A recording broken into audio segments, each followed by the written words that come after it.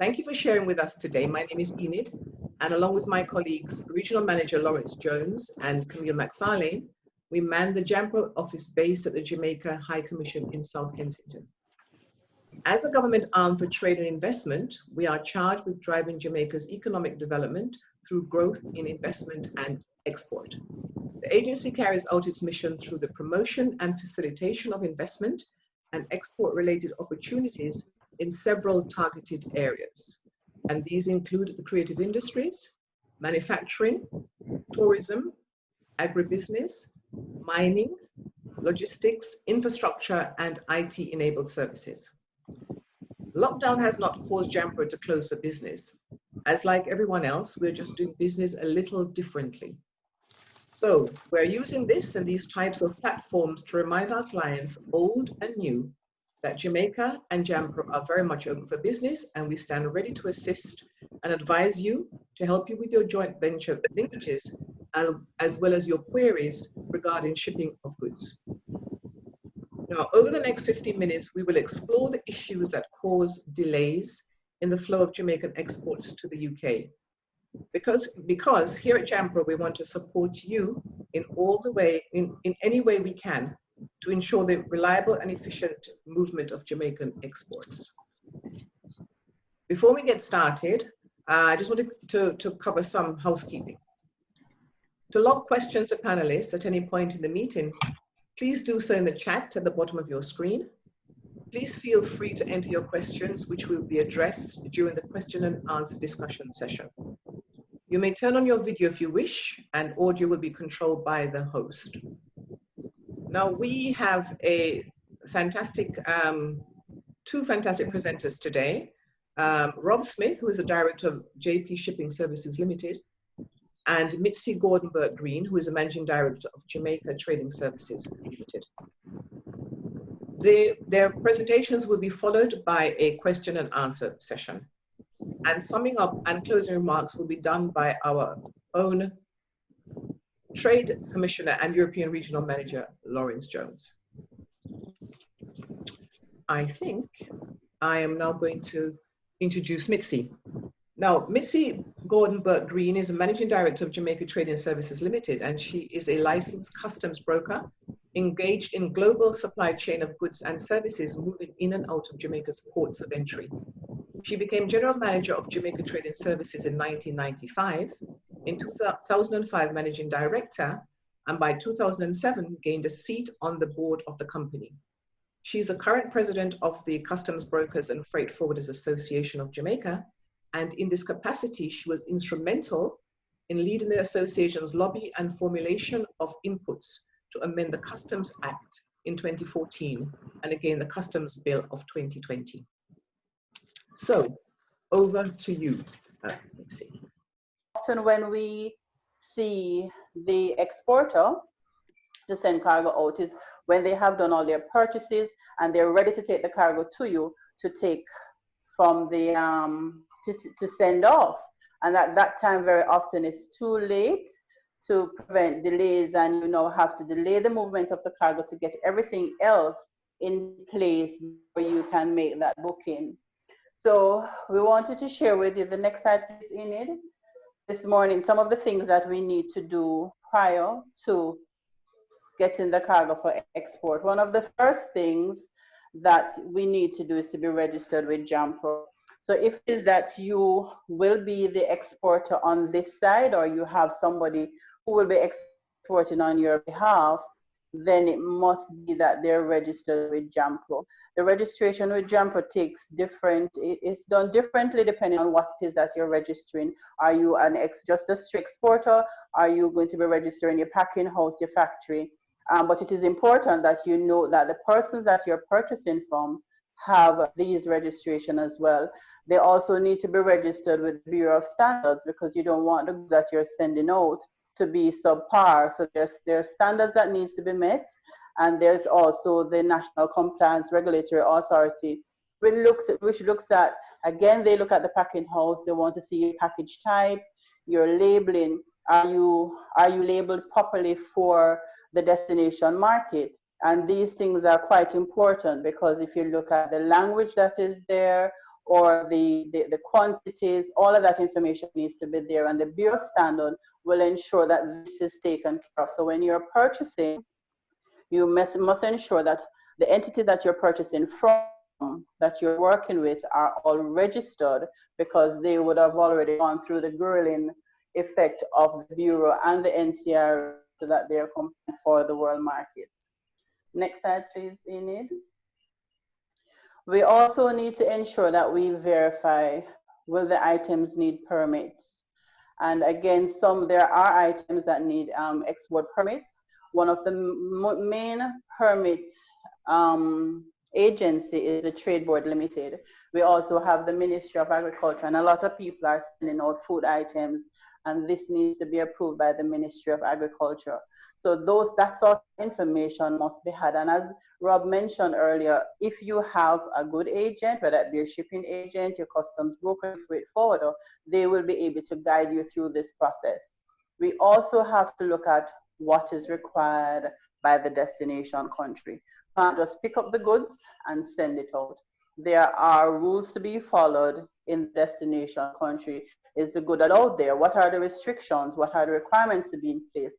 What are the trade agreements that we can benefit from? And this is something that I personally have taken on this year for the industry, that we're working to see how best we can have our customers benefit from trade agreements, because over the years persons have been shipping and the trade agreements have not been applied.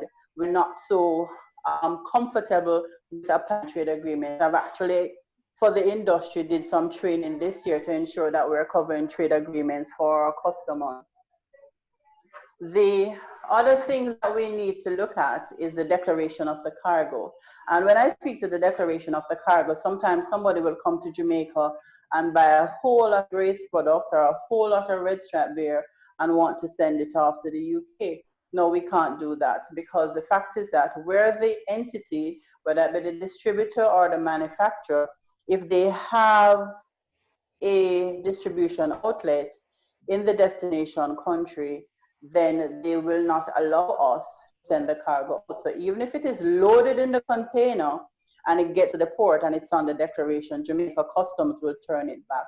So we must always seek first to get an approval from the manufacturer or the distributor locally before we send out that kind of goods. And it is also good as well that we're purchasing from reputable sources, because we don't want contraband to get into our goods. Food safety is it's a very topical subject now, and we have to look at the safety of what we're sending out, because at the end of the day, Jamaica, we're sending this cargo out, but we also need to ensure that our reputation stays in place. And so we now need to look at where we're purchasing the goods, and this is why it's important to be working with entities that are registered by the Bureau of Standard, and the entire process of getting it out of Jamaica. If it is that you're sending it by air or even ocean and it gets to the port, whichever of the port, and the customs officer or the Ministry of Agriculture cultural entity is not satisfied that we have met standards, they're going to turn back the goods there. That is going to result in delays, and it is going to be at an additional cost. In some instances, you might not be able to send the goods at all. So it is good to have all of these things sorted prior to trying to send the goods out. Contraband, we can't talk about export from Jamaica without speaking about contraband. And if you can just screen from please, Enid. Oh no, yeah.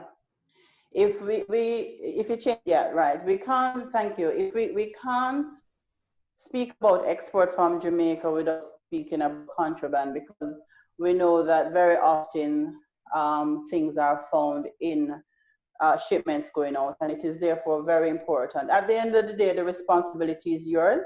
You're the owner of the cargo. If something is found, you will be held responsible, or your party here in Jamaica will be held responsible.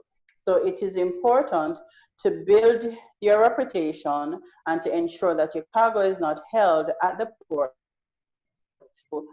It is controlled from the factory to the point of customs, and I'll look at that a little bit more. If you go to the next, please, Enid.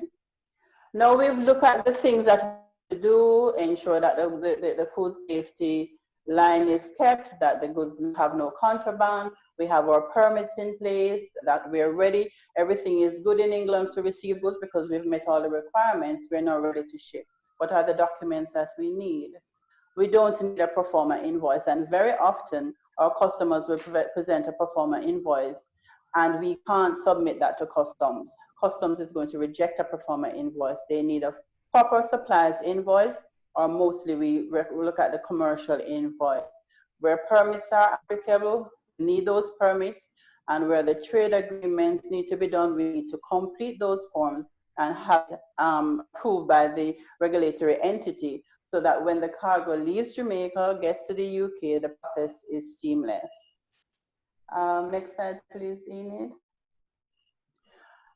Now, when we're looking at, thank you, when we're looking at the information on the invoice, it is important, and we say that it is very simple, but it's one of the errors that we come up on regularly, and sometimes it takes a long time to have it corrected.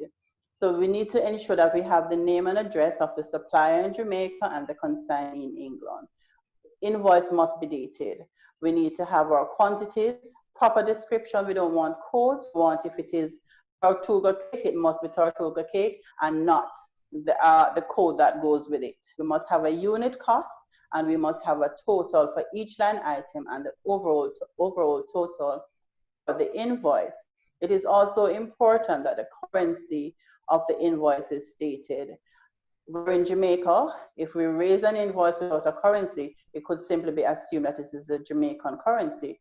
Sometimes invoices are done in euro, sterling, US dollars. So it is very important, because we need that information in preparing our documentation for customs, that it is properly stated on the documents, or else customs will reroute the declaration and the goods, it could cause delays.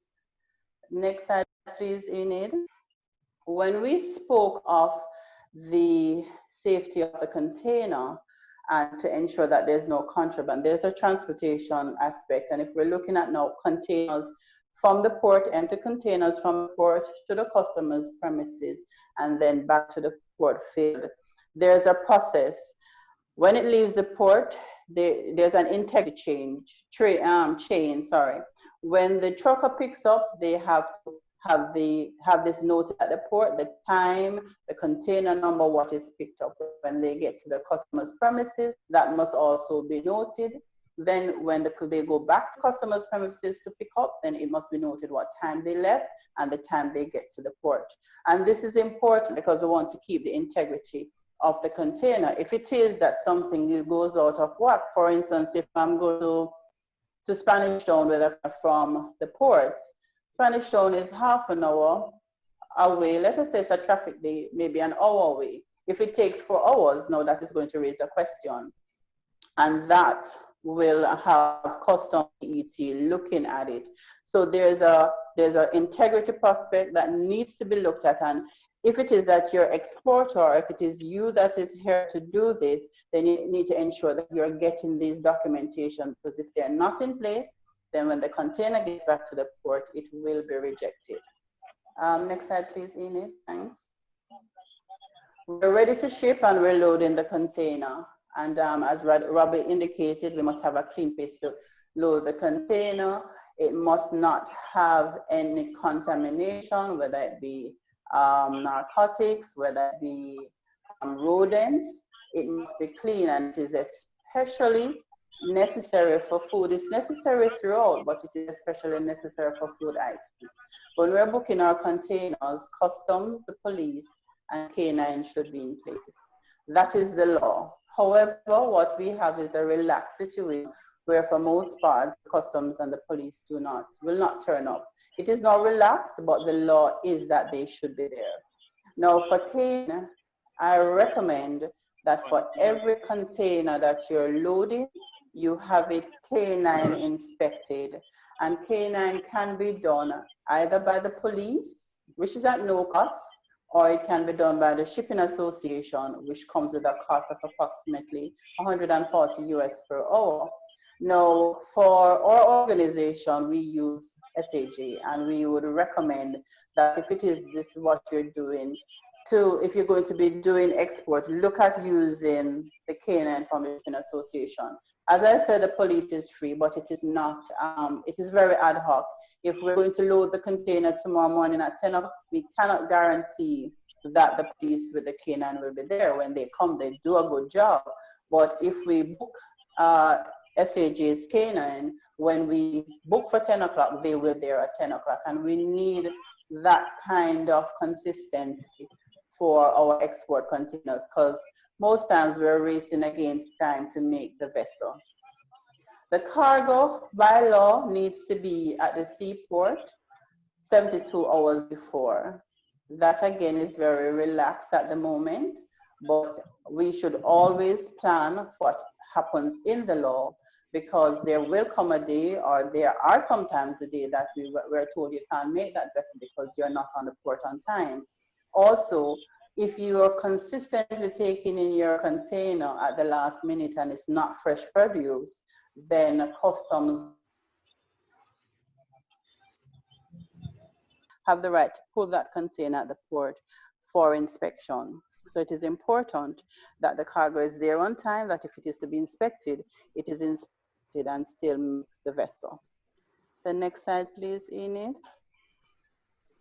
Providing that we have met all of this, these requirements, our permits are in place, we're loading on time, we've presented proper documentation to our customs broker or freight forwarder, and they prepare, then we're able to make the sailing to send off to England. I will share with you, Enid, please to the other screen, please, sorry. Transportation? No, down to, well, we're actually down to useful links. Yes, sorry, thanks. So in exporting, while we will rely on our customers, our freight forwarders and custom brokers, sorry, we also need to have the information for ourselves. And there are some useful links here that we can take a note of to gather information. I would like to highlight, though, the Jamaica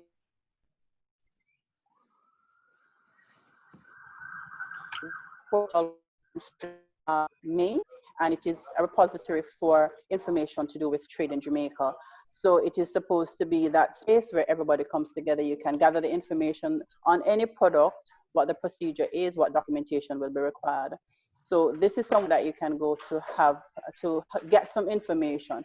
I don't think it is fully populated, so if you try to use the site and you have any difficulty, there's an email there, just send that information. But I direct my customers here because it helps to provide information. It pulls all the information from the other entities.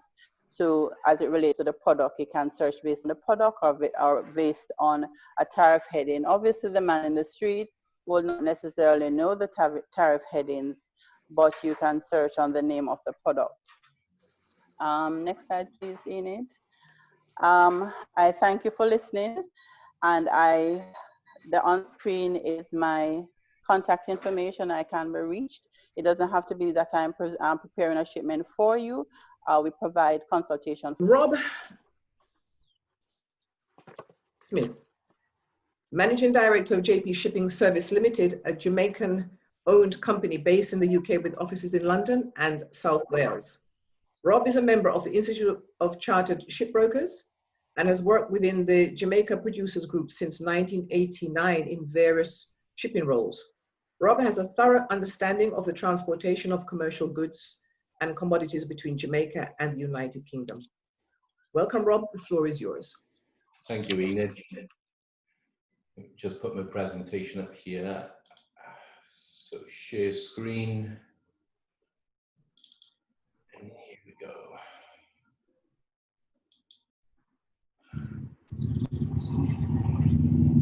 Okay, well, hi everybody. I'm Rob. This is Ian, who's also worked for a Jamaican company since the 1980s. We have a hell of a lot of knowledge between us.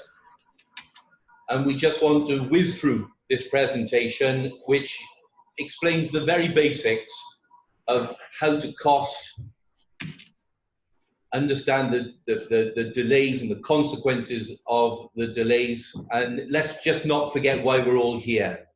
I know this is very basic, but as an importer, we want to trade at a profit, we want to provide customer satisfaction, and of course, then we want to repeat the business. So we need to understand our costs, keep our delays and interference to a minimum, and we will gain respect for good practice without the industry, which will open all sorts of doors, both financially advantageous and will help the flow of cargo through to the UK. For this example, I've taken a fantastic Jamaican product, Tortuga rum cake, which is actually manufactured by a sister company of ours in Kingston. And we're just going to have a look at the freight, because when people come into the industry, the first thing they ever ask me is how much is the freight? How much does it cost? So in this example, we're going to load a full 20-foot container. There's no point half loading it. You're going to pay the same for a half a container as a full container. It's container lines charged by the container, not by how much you put in it. Great freight rate there, $1,200 US. But it doesn't end there. And it's important that you understand that in order to get your cargo on the ship, you're also going to have a list of other charges to pay in Jamaica. And I know Mitzie can help with this one as well. But there are quite a few there to consider, which will increase the cost quite a lot, obviously. And then the same happens in the UK. The real one you need to look out for, the danger one, is demurrage, detention, and key rent. Because when that starts ranking up at £137 a day, the cost can very quickly run away with you. And we're going to talk about how to stop that happening. So even though the freight is $1,200, the overall cost, if everything goes well, can be quite a little bit more expensive. Okay, I'll continue, okay? Yeah. So we need to understand that shipping is not like buying a tin of baked beans. It's a legal process. Freight it doesn't include insurance. It is something that you are responsible as a shipper to pay for separately. It's very hard to sue shipping companies when they're crossing different jurisdictions, and often the terms and conditions are governed by courts elsewhere. And all shipping companies operate under limited liability. It's not the choice of the shipping line or the shipping company what you put in a container. The value of the goods you load in a container is entirely up to you. So you have to make sure that you are fully covered, or you minimize your risks as much as possible, because the absolute maximum shipping lines will pay you is £2.10 per kilo. But I'm going to quickly whiz through insurance because you could talk all day about it, but this is an all risks insurance policy, and this is basically what it covers you for. And on the face of it, it looks great. Physical loss, theft, pilferage, shortage, excellent. But this is what it doesn't cover you for. And we're not going to go through every one of these. But it's good practice to understand this, because it's like a list of what to look out for. Because you, as the shipper, as the owner of the goods, need to be aware of the risks that you are taking. The number one complaint we have, and Mark Laban will tell you all about this one too, I'm sure, is delay. No shipping contract that I have ever seen in all the years I've worked here gives a guaranteed arrival time. There is no claim for delay. You cannot claim for consequential loss. So if you lose a cargo and you're expecting to make $5,000 profit on it, you can't claim for the loss of the profit, only claim for the loss of the cargo. Insufficient packaging. Again, we've had people delivering panes of glass unpacked to us and expecting to make a claim if the cargo gets damaged. You cannot do that. The insurance company will not pay out for insufficient packaging. Inherent vice is where there's a problem with the product before it even gets shipped, like black spot in mango. You can't claim for that. And finally, I'm not going to go through all of these. If you are wondering what loss or damage which does not result from an identifiable and unintended or unforeseen external fortuitous cause, what that means is you can only claim for something which happens during the voyage, okay, whilst it's in transit, and not before or afterwards. The key to successful shipments. I've been doing this for a long, long time, and believe you me, that what kills any shipment usually is delays. Delays cost money, failed deadlines leads to customer satisfaction, the product can often deteriorate, and the costs can run away. There is no, there is some free time in port, and after the free time runs out, there are no waivers. There is no Christmas. It doesn't matter whether it's your fault or not. It doesn't matter whether the customs man is the one delaying it. You will have the privilege of paying the storage charges. So we want to do everything we possibly can to prevent that from happening, to mitigate it. So what's the first thing we can do? We can pay the money, all right? People are not going to release your cargo to you until you pay them. You need to pay the owner of the cargo, because they want the money for whatever the cakes, in our case, the Tortuga rum cakes. Obviously, you have to pay for all the freight services, the destination charges, and any consequential charges. And a good way to manage the payment for the goods, for the person who is selling the goods in Jamaica, shipping lines issue bills of lading, which is the document which the consignee needs to present in the UK in order to claim the cargo. Shipping line will give the bill of lading to the shipper, and only when the shipper has been paid for the goods, so the rum cake's been paid for, will they then send the bill of lading to the consignee so that they can collect their goods. It's a document of title. Security and accuracy. You really, really need to have a very secure and clean loading area, because when things go wrong and people get to your cargo and start mucking around with it, and you can get in a whole lot of trouble in the UK. Now, in this case, you can see clearly that someone has replaced the drinks from this carton and put condoms full of cannabis in there instead. We have also had infestations of cockroaches, and that led to the entire cargo. The entire cargo was destroyed, frozen.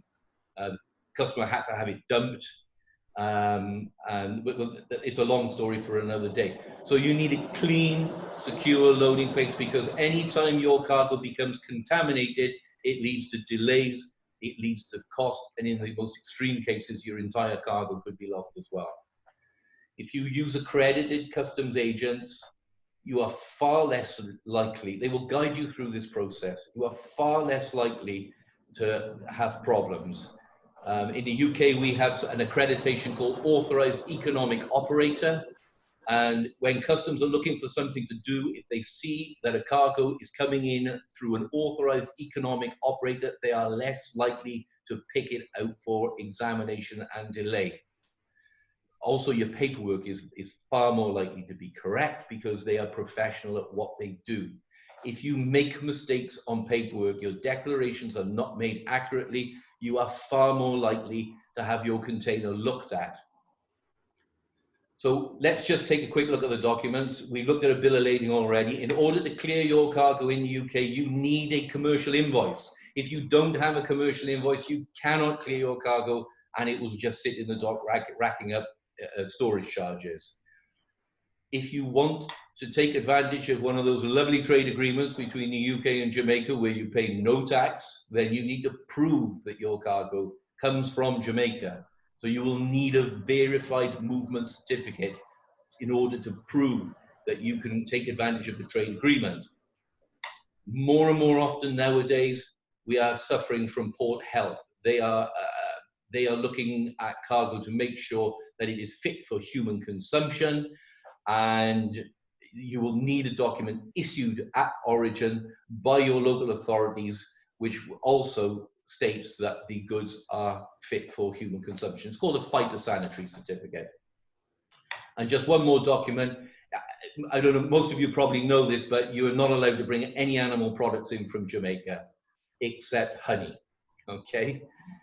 In this example of chocolate biscuits, they've used egg powder, whey powder, and cheese in the manufacture, and we've had to declare that the origin of those products are from France, India, and the Netherlands, respectively.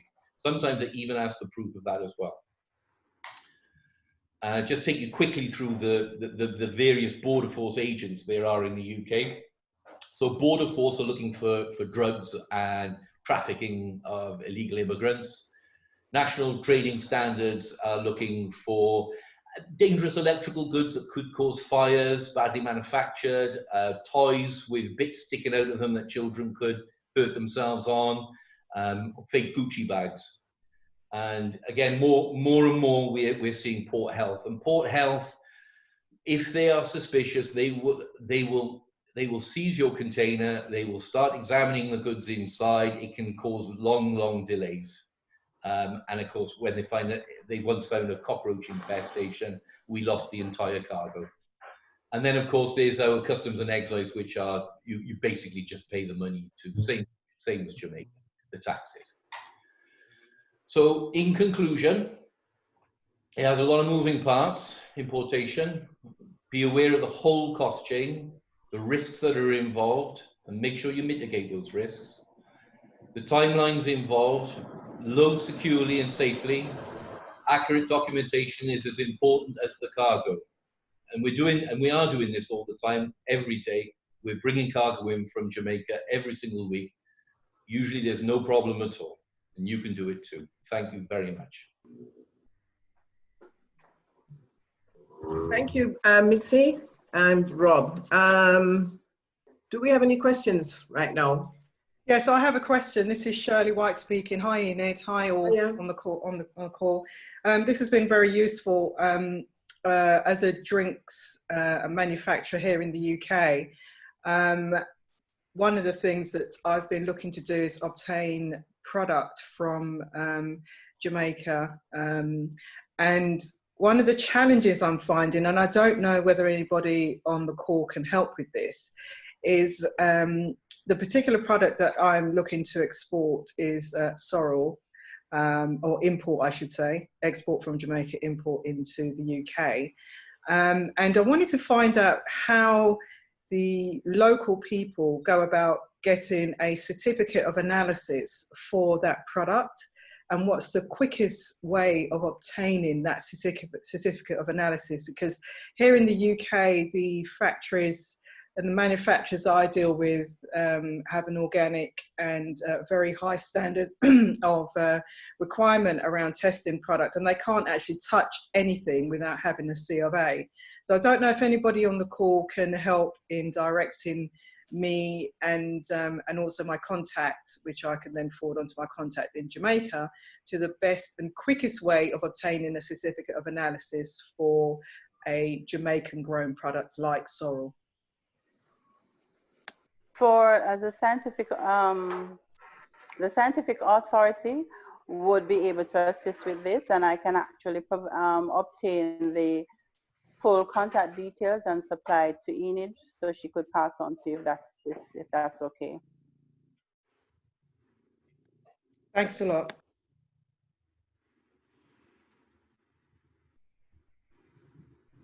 You're welcome. Enid, I think we got in a question from Joanne Crossley, and it's directed to Rob. The question is, how do you get the verified movement certificate? Will the agent cover this for the customer? Yeah, well, Rob? that one is probably better answered by Mitzie. In the UK, we have a local chamber of commerce which will verify and produce an EUR1 for you. Mitzie, do you have something similar in Jamaica? For the trade agreement form, the Euro1, it is obtained from the trade board. It is normally prepared by the freight forwarders or the customs broker with the assistance of the customer by them presenting their invoice, and we have that approved by Jamaica Customs. Mm-hmm. So that is done fully on this side. It is very important that that document is held on record in the UK for quite a few years. I can't remember how many, because customs will come back and ask for it sometimes 3-4 years after the import, and if you cannot produce that EUR1 document, you will retrospectively be charged the tax that it entitled you for not paying.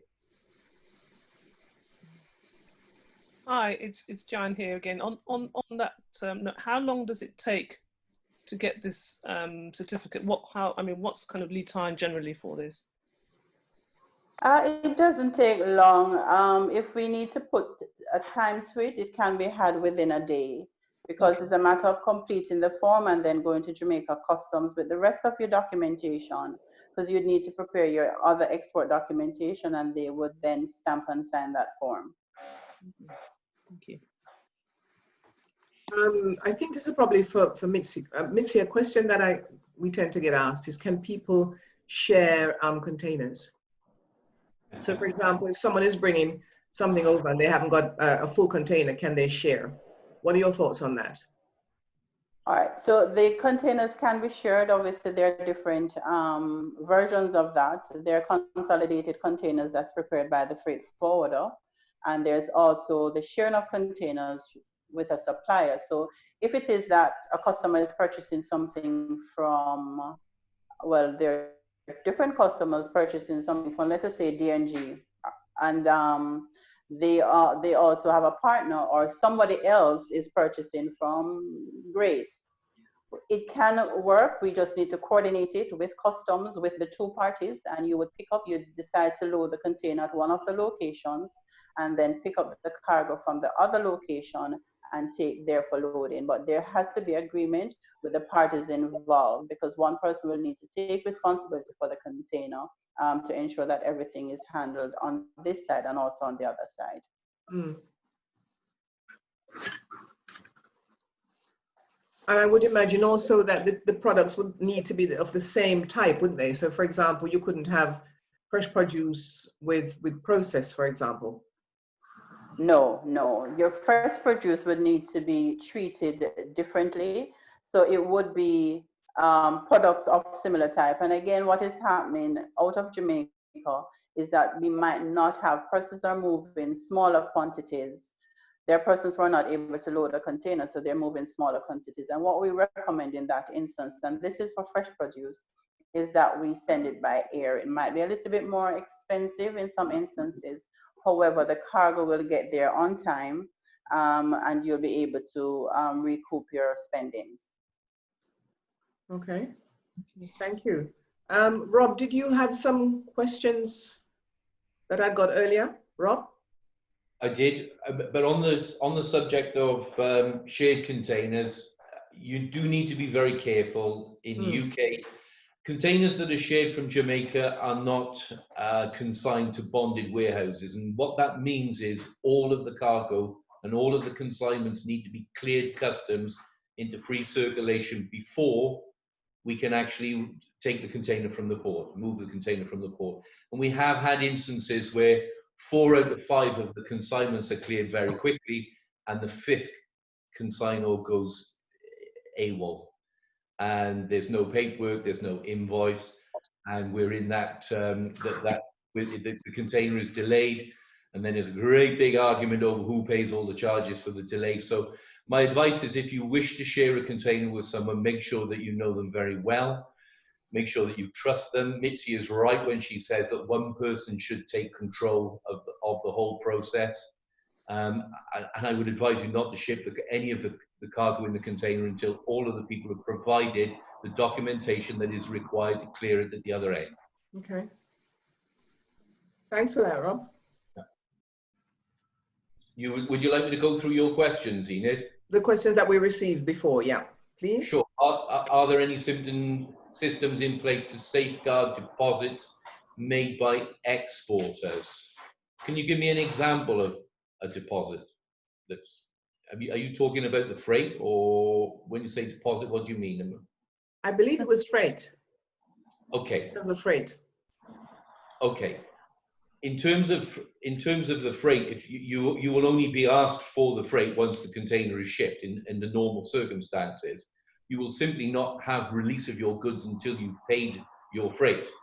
There are very few bad debts in shipping, because shipping companies will hold on to your cargo until all of their charges are paid. Okay? Okay. So going on to the next question, are there systems in place to safeguard goods compromised by others due to trafficking, etc.? As Mitzie says, you are responsible for your cargo, and it is up to you as the cargo owner to make sure that your cargo is not contaminated in any way. If anything is found untoward with the cargo, then I'm afraid you're at the mercy of the process in the port. They don't necessarily have any time scale. They may decide to just examine your cargo at some time in the future. They may decide to strip the cargo out and put it into a warehouse. It's just going to cause another delay. Okay. So my best answer to that is don't allow your cargo to be contaminated in the first place. Okay. Okay. Okay. I think based on the time that we have, thank you both very much for very informative presentations. I'm going to now ask if there are any further questions, and of course you can get in contact with us and that we can help to resolve that. Most of you, I believe, have our contact details. All that is left for me to do now is to ask our Trade Commissioner, who needs no introduction to many of us. Lawrence is a trade and investment promotion specialist at JAMPRO with over 10 years experience in marketing Jamaican logistics services to European companies, as well as foreign direct investments in the Jamaican logistics sector. Let's ask Lawrence to sum up in his own inimitable style. Lawrence. Thank you very much, Enid. Hello, everyone again, and thank you all for joining us. I really appreciate that you have many competing demands on your time, and I sincerely appreciate you staying with us throughout the meeting. In closing, I wish to recap the issues that can impact efficient clearance of Jamaican goods at UK ports. But before doing so, allow me to big up those Jamaican manufacturing and logistics companies that have implemented COVID-19 workplace best practices, as well as our highly talented workers who have maintained the highest levels of efficiency, which have resulted in an uninterrupted flow of transshipment cargo through our airports and our seaports. The pandemic has wreaked havoc on the global supply chains and has affected some cargo freight options between Jamaica and the United Kingdom, such as airlift cargo services provided by British Airways and Virgin Atlantic and TUI. Regardless, the Jamaican-made foods and beverages, as well as some fresh produce, continue to enter the UK by sea freight. While some customs clearance issues are beyond our control, for example, earthquakes or hurricanes and now pandemics, there are many other customs hang-ups that can be avoided with the right processes in place. When it comes to international logistics, it is all too common to experience shipments that get stuck in customs for days or weeks, or duties and tariffs to cost more than expected, or even paperwork being filed incorrectly or incompletely. The fact is, logistical missteps and miscommunications are always frustrating. But when you add in the time zone difference, the great distance between yourself and your products and your paperwork, the frustrations get compounded. Customs paperwork is a hassle, but it is also a vital part of ensuring that your shipment is legal and won't be stopped by customs agents. It's also one of the most common reasons for delays because paperwork needs to be complete and accurate. Up to 80% of delayed shipments can be attributed to poor description of goods, incomplete consignee information, or missing details. With all this information to track, customs clearance issues can easily happen. And whether it's a simple misunderstanding or miscommunication, companies run the risk of these mistakes being construed as fraud. Regardless of the reason for clearance issues, however, these holdups are costly to your business, as there may be penalties on top of duties and taxes. I genuinely believe that today's conference has highlighted the importance of being informed about customs clearance issues and to plan ahead. We've heard that frequently. Plan, plan, plan. Plan ahead to avoid any problems along the way. All the challenges that you may face, be prepared for them. So I want to thank you for your time today, and please do reach out to Enid, Camille, and I after the conference if you wish to assess in greater detail the opportunities to trade with Jamaica. So at this point, I say stay